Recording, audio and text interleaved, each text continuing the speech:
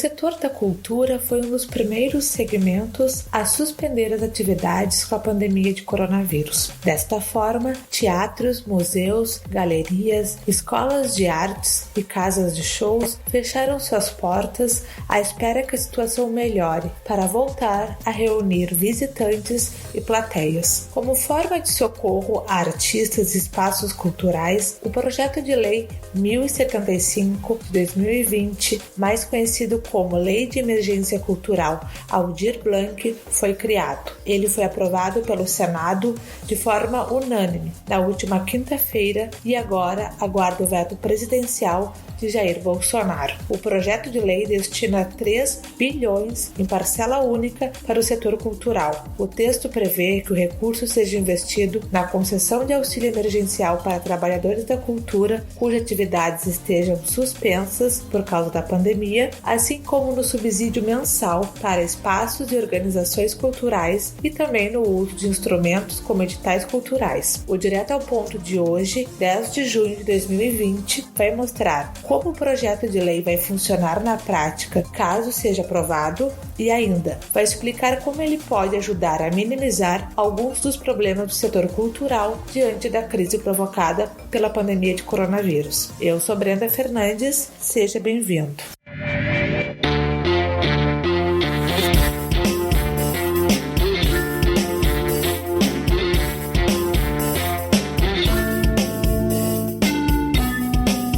Em 2018, há 2 anos atrás, o setor cultural empregou 5 milhões de pessoas no Brasil, equivalente, na época, a 5,7% dos trabalhadores ocupados. Os dados são do IBGE. Quase metade deste grupo ocupado, exatos 44%, consistiam em trabalhadores autônomos. Uma das propostas da PL de autoria da deputada Benedita da Silva, do Partido dos Trabalhadores, propõe renda emergencial de R$ 600 a trabalhadores da cultura. Esse benefício seria repassado em 3 parcelas mensais, da mesma forma que já acontece com o auxílio emergencial a trabalhadores informais. Conforme o texto apresentado, entende-se por trabalhadores da cultura pessoas que participam da cadeia produtiva dos segmentos artísticos e culturais, como artistas, produtores, técnicos, curadores, oficineiros e professores de escolas de artes. O profissional também precisa atender a uma série de requisitos, entre eles, comprovar que atuou na área cultural nos últimos 24 meses, mediante comprovação documental e autodeclaratória, não ter emprego formal ativo e não ser beneficiário do auxílio emergencial já previsto em lei,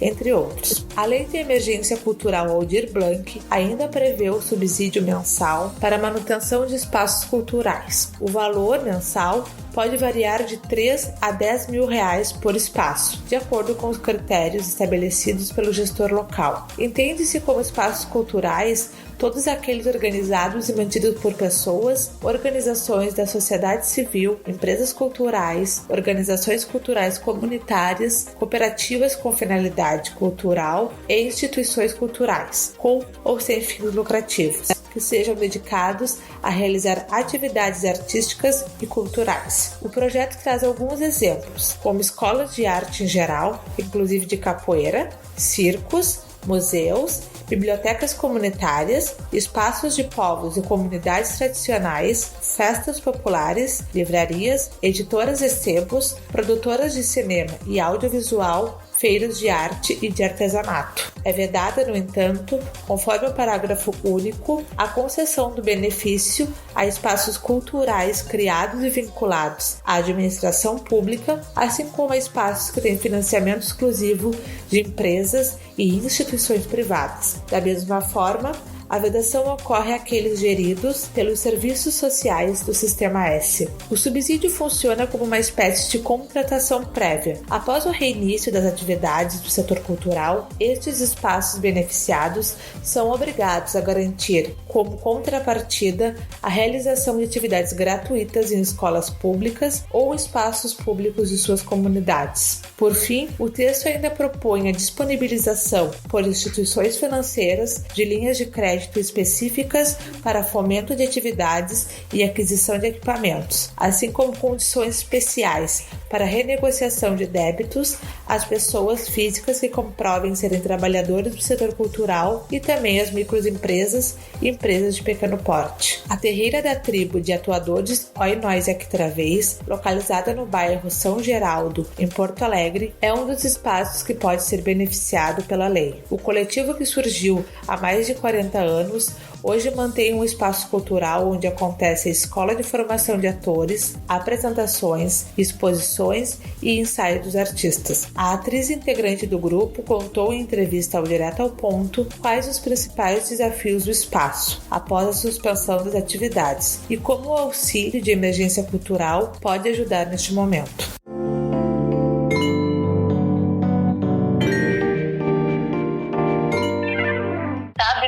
Na verdade, a gente já vinha com bastante dificuldade, né? Bastante dificuldade para manter um espaço cultural na cidade, ter uma escola de teatro popular, que é o caso da Terreira. Além de um teatro, um centro de referência, uma biblioteca, um estúdio de edição e uma escola de teatro popular. Então, já vinha sendo muito difícil manter um espaço com essas características num momento em que o país está vivendo um grande processo de desmanche, né? De várias conquistas, os trabalhadores estão perdendo direitos e a cultura vem sofrendo o mesmo desmanche. Aliás, como louvores, né? Assim, eles realmente querem destruir a cultura. Isso é um projeto de governo, né? Desse governo.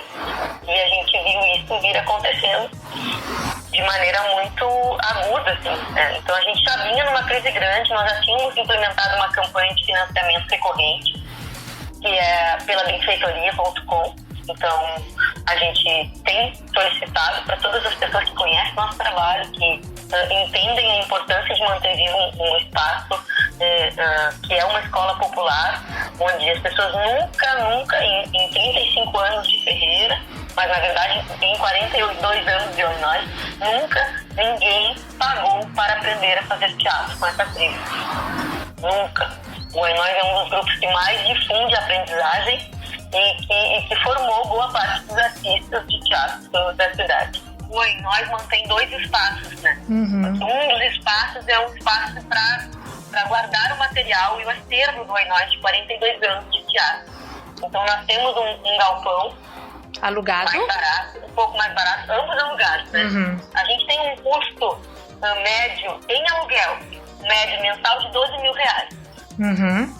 Porque o espaço onde se desenvolve a escola e é o nosso teatro, que também tem esse estúdio de gravação, biblioteca, centro de referência, ele é o espaço onde tem um aluguel mais caro, né? Um pouco mais de R$10.000. E aí tem esse espaço onde nós guardamos o material e o acervo, que é um espaço que custa um pouco mais de R$2.000, R$2.400 aproximadamente.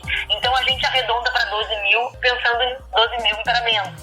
Mas imaginando que se nós tivéssemos um apoio de 12.000, era a nossa meta para conseguir não fechar o espaço, a gente, mesmo sem estar conseguindo trabalhar, manter. Por isso também que a gente chegou nesse valor. Vinha já sendo muito difícil, mas a terreira estava aberta, com atividades acontecendo, então a gente ainda vinha conseguindo o mínimo para manter o espaço aberto. Com o decreto, com o fechamento total dos espaços culturais, a gente viu essa crise ficar muito mais grave, né? Não entrar mais recurso de nenhuma parte, o espaço fechado, a gente sem poder trabalhar, nenhum de nós tendo nenhuma outra fonte de recurso que não seja através da cultura, através do teatro. Então a gente foi obrigado a compartilhar com a comunidade e a terreira está em dias contados, né? Se nada mudar, nós não temos como continuar mantendo abertas as portas da terreira. Pós-pandemia, nós teremos uma terra arrasada. E acho que é aí que entra a gravidade da situação, né? Além dos artistas, né, e não tendo nenhum tipo de apoio, de política para manter esses trabalhadoras, e os espaços que é onde essas pessoas trabalham, a gente vai ter um quadro muito sério no final da pandemia.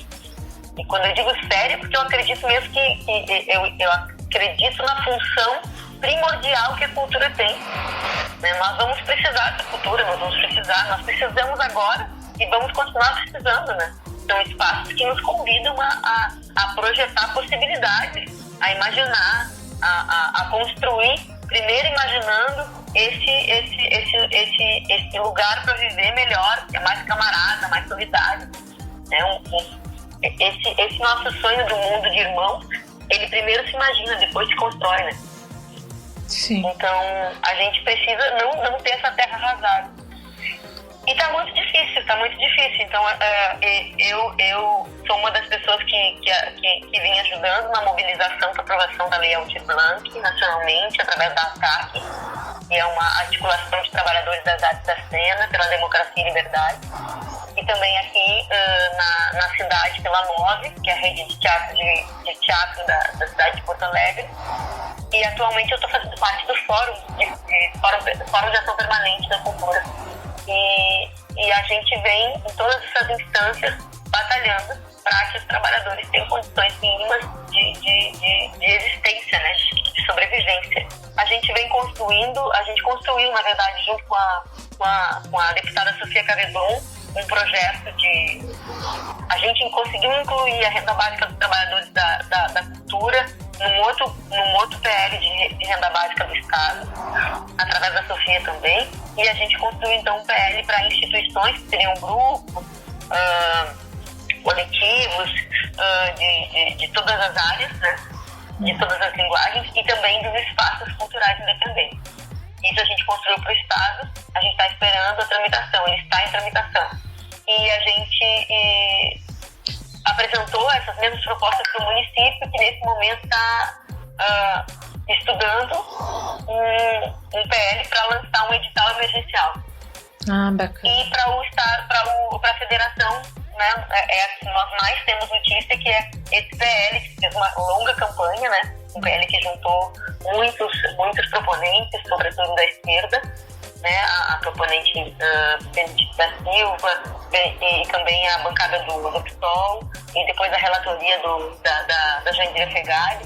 Enfim, esse PL que foi uma conquista e que agora já foi aprovado pelo Senado.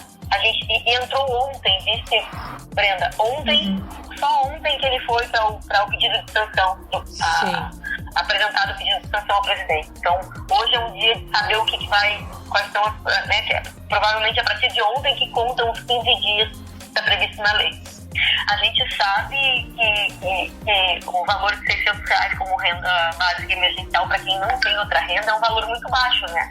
Nós sabemos disso. No entanto, foi o máximo que se conseguiu com o governo federal, né? Todos os trabalhadores que tiveram a possibilidade de acessar uma renda básica emergencial nesse momento por conta de estarem com essas atividades paradas, conseguiram R$600. A proposta inicial era 200, né? Era mais absurdo ainda. E se conseguiu, negociando, chegar a 600. Nós sabemos que é baixo, né? Então, os editais de fomento deverão vir para complementar isso. Não é o ideal, Brenda, mas é o que nós conseguimos. Então, já é muito importante ter conseguido isso. Não sei se compreende o que eu estou dizendo. Sim. Não é o ideal, mas é importante. Então, é muito importante que os editais não impeçam que pessoas que recebam a renda básica de concorrer. Porque, na verdade, o edital vai ser um edital para ser pago por trabalho, né? Nós vamos trabalhar para acessar esse recurso. E também são editais de recursos bem pequenos, né?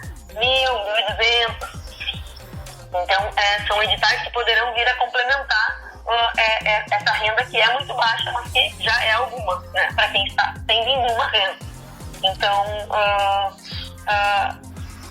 é nesse sentido que eu te digo, né? Acho que é pouco, acho que tem que haver os editais de fomento. O próprio edital, a própria lei Aldir Blanc prevê um recurso que vai ser repassado para os estados e municípios para que se façam editais de fomento. Isso já é um sinal de percepção de que já era pouco esse recurso, né? Dos R$600. Sim. E aí a gente está batalhando para que o município, aqui em Porto Alegre, por exemplo, faça edital de emergencial também. Fora a lei Aldir Blanc e o edital do governo do estado.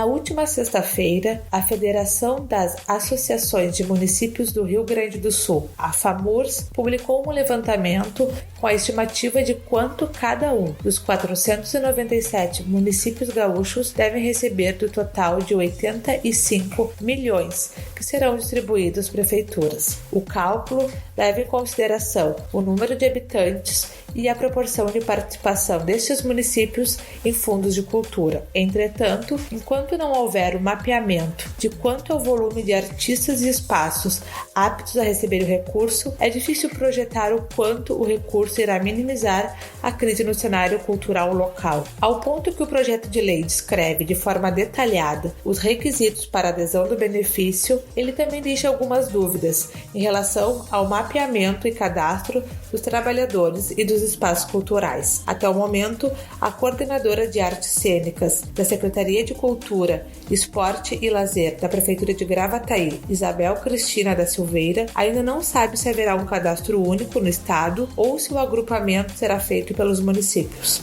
Como tu falaste do mapeamento, né? Esse é um ponto bem importante, até porque ele vai ter que ser utilizado dentro da lei da 75, né? Ele é imprescindível para a lei, inclusive, ser aplicada, né?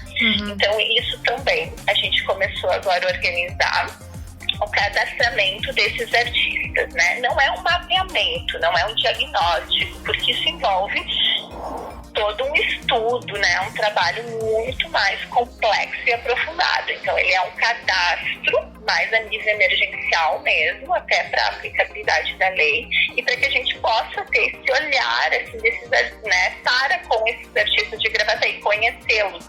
Porque como eu te disse, por exemplo, eu trabalho mais com o setor de teatro, e o meu colega mais com o setor de música, minha colega literatura, mas tem alguns setores como a cooperativa das senhoras que fazem artesanato com linhas, né? Lá naquele bairrozinho, na comunidade e tal.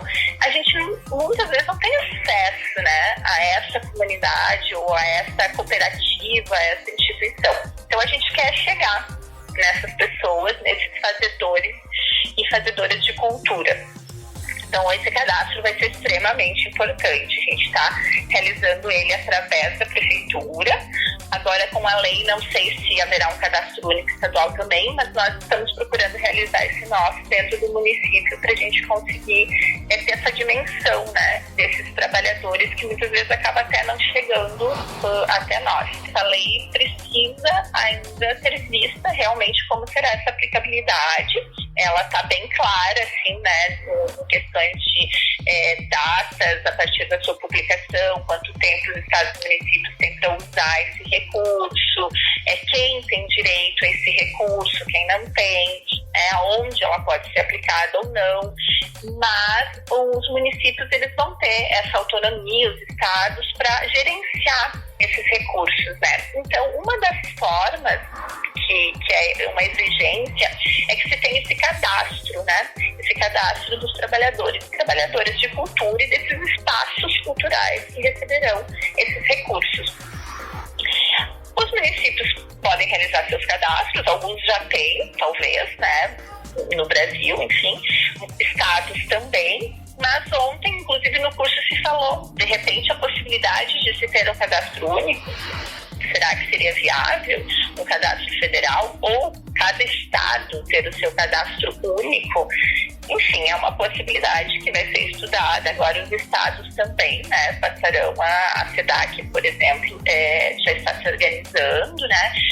Inclusive a nossa secretária, né, está em articulação, se instrumentalizando e participando de conversas, diálogos com o Estado, para ver como que será organizada essa dinâmica de aplicabilidade da lei, né? Para que seja bem democrática, bem justa e bem aplicada, né? Enquanto o projeto de lei não é sancionado pelo presidente, o Conselho Estadual de Cultura, entidade que irá fiscalizar a aplicação dos recursos, se reúne para estudar e discutir o texto. Em entrevista ao Direto ao Ponto, a conselheira secretária-geral Marlise Nedel Machado explicou como está acontecendo essa articulação. O setor cultural, né, ele foi o primeiro a ser fechado e muito provavelmente vai ser o último a ser aberto, né? Algumas áreas da cultura muito, muito longe mesmo. Gosto sempre de dizer isso, o último setor que vai abrir da área da cultura é a dança de salão, porque ela é uma dança a partir do abraço. Então, as escolas é difícil isso, né? O Conselho Estadual de Cultura é o segundo nosso do Rio Grande do Sul, ele é o segundo mais antigo do Brasil, né? E ele tem poderes deliberativos, consultivos, normativos e propositivos, tanto pela Constituição do Estado, como pela Lei de Estado da Cultura, né? Nós nos reunimos 15 vezes por mês, nós temos 15 reuniões por mês, a cada semana uma ordinária e as demais extraordinárias. Dentro das nossas funções, nós avaliamos todos os projetos da LIC, da Lei de Incentivo à Cultura, nós fazemos uma análise de mérito técnico-cultural. Também o Conselho é responsável por toda a questão de fiscalização do sistema Procultura e é igualmente responsável na proposição das diretrizes culturais do Estado. Então, por isso, a gente precisa pelo menos de 15 reuniões, sendo que uma boa parte do trabalho é feito fora das reuniões, né? As reuniões são as reuniões de troca de debate, de leituras de pareceres, de votação e de deliberação. Mas uma boa parte do nosso trabalho acontece por fora dessas reuniões. Tanto que nesta quarta-feira, às 10 horas, por proposição do Conselho Estadual de Cultura, estará acontecendo essa reunião, que já tem confirmadas as presenças da secretária Beatriz Araújo, secretária de Cultura, com representação da Assembleia Legislativa, da Câmara dos deputados, então, do CODIC da FAMURS, que é o Conselho dos Dirigentes Municipais de Cultura, de vários colegiados setoriais, porque dentro do sistema, além do Conselho, nós temos diversos colegiados, cada um de uma área diferente, então dança, circo, teatro, audiovisual e por assim adiante. E o objetivo é nós vermos como é que nós vamos viabilizar que esses repasses cheguem, né? Porque a expectativa é de que a lei seja sancionada. Não sei se tu acompanhaste bem que ela foi uma lei que no Senado teve uma votação unânime. Então, ela tem uma construção suprapartidária, por isso uma expectativa muito grande que ela seja sancionada.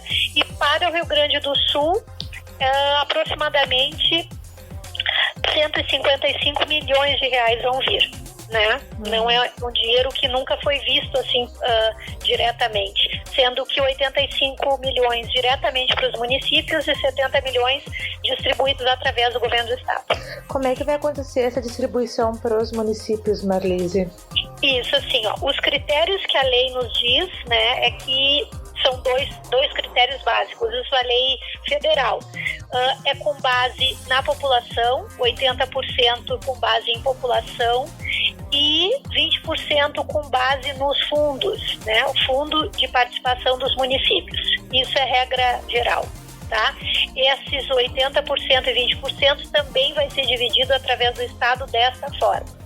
Então, o que a gente busca agora com a reunião de amanhã é formarmos um comitê bem amplo, né, uma frente ampla para a discussão da melhor forma como esses cadastramentos vão acontecer, até porque os espaços culturais que receberão essa ajuda, eles terão de dar contrapartidas, né? Então não é assim, dar dinheiro para os artistas não fazerem nada, não é isso. Haverá uma série de contrapartidas para parte dos espaços culturais que vão ter que comprovar o que eles estão fazendo.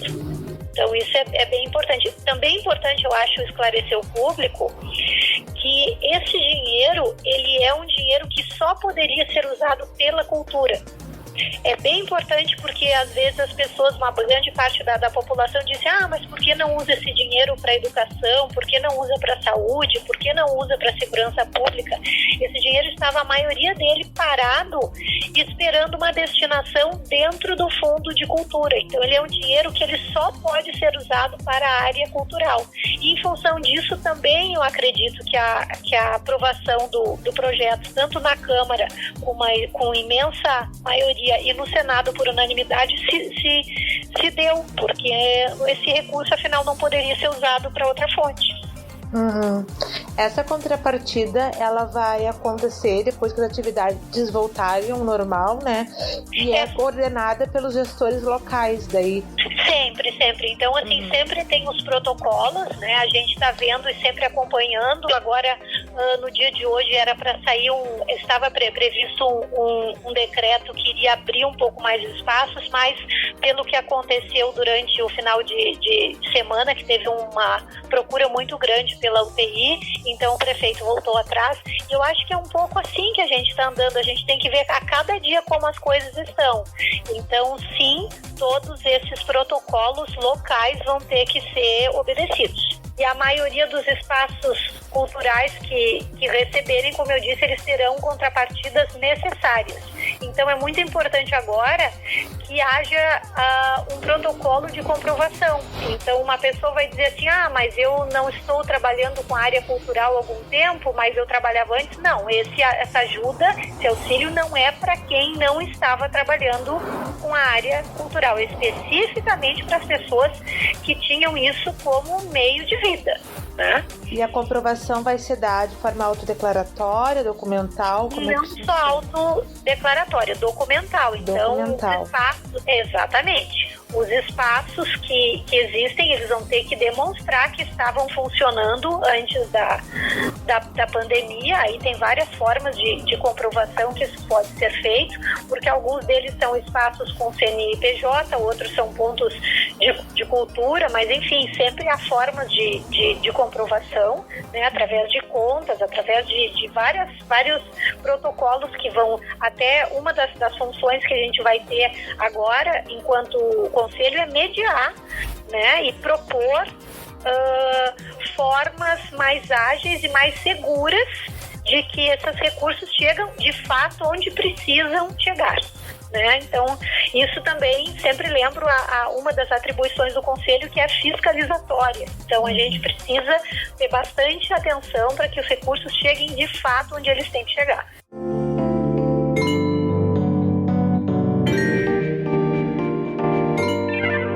O presidente da República tem agora até 14 dias para sancionar o projeto de lei de emergência cultural Aldir Blanc. O Correio do Povo segue acompanhando as ações em prol do setor cultural no estado e no país. O Direto ao Ponto de hoje fica por aqui. A apresentação do episódio foi de Brenda Fernandes e a edição de Pedro Bastos. Até a próxima!